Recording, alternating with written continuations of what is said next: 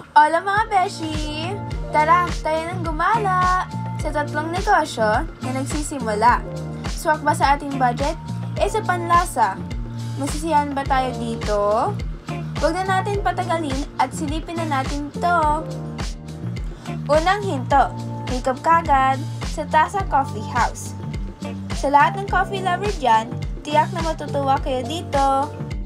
Dito lang yan sa number 87 Elisa Street, Poblacion 1C, Imus, Cavite, malapit sa Del Pilar Academy.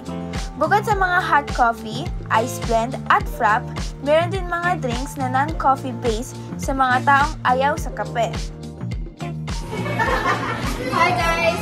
Nasa kami sa coffee house. Try ko ngayon ay caramel salted frap with nachos and cheese. Titikman natin yung salted caramel frap nila. Ang sarap! Next naman, ang nachos nila. Okay, i-mix natin sa cheese.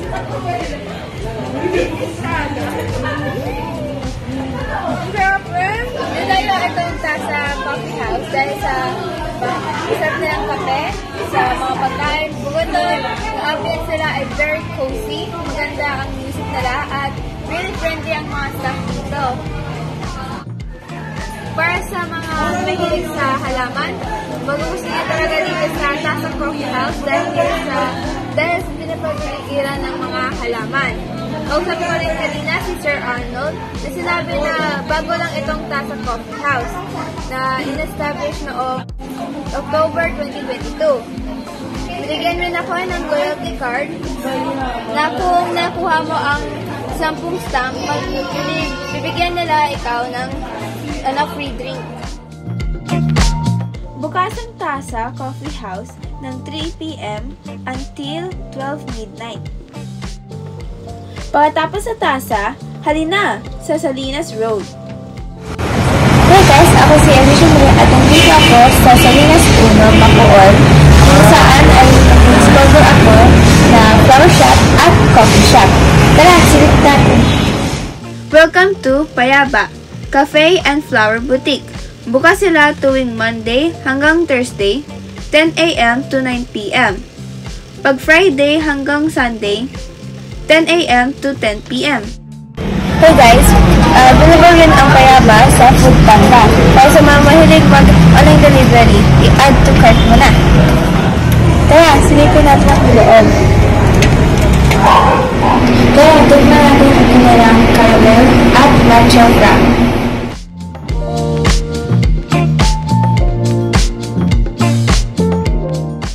Habang nag-enjoy tayo sa pagkain, pwede tayo bumili ng mga bulaklak, pang-regalo, swak ito lalo na sa Kiyang Pasko.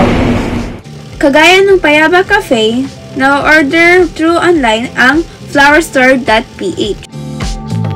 Kaya unique ang Payaba Cafe dahil hindi lang siya coffee shop, isa siyang flower boutique cafe. At guys, makakalimutan ko ba ang daddy ko? Dinahan ko siya ng paborito niyang iced coffee. At guys, kada coffee may free na biscuit. At dad, dahil mahal kita, ang Payaba means love sa salitang Bicol. Sa Payaba, na-enjoy mo na magkape at enjoy ka pa sa mga bulaklak. Hola mga beshi! Di pa tayo tapos! Nandito rin ang Meat Syndicate. Isang unli sa Mitsal. Date check! November 30, first day opening at ito, may tugtugan malapit sa parking area. Mga beshi, after natin mag-emote, $5.99 per head ang unli sa Mitsal dito, sa Meat Syndicate. At beshi, bawal ang tira ha? 300 ang bayad pag may leftover. Kaya mo namang sulitin yan. Tara at silipin natin ang kanilang pagkain. Ang una, miso soup at steamed rice station, mga dipping sauce, salad, kimchi, fish cake, kapche, marbled potato, egg roll, tofu, eggplant, lobster ball, Korean sausage, at panggawa ng tempura, ang panko at kushikatsu butter. Mga beshi, try natin ang panko at kushikatsu butter. Ingat sa mantika. Gutom ka na? Ako rin! Tara, ituloy-tuloy natin sa grilled meat. Ito ang kanilang raw meat na isi-serve nila sa inyo. Ang ganda ng lugar nila. Kada table, merong exhaust, panghigop ng usok sa grill at fryer. Parang nag-travel ako sa Korea. May pang-cherry blossom pa sila sa wall. Importante ang CR. Tara, CR check tayo. In fairness, lakas makasosyal ang washroom at CR nila. Beshi, hanggang dito na lang. Hanggang susunod na gala. Bye-bye!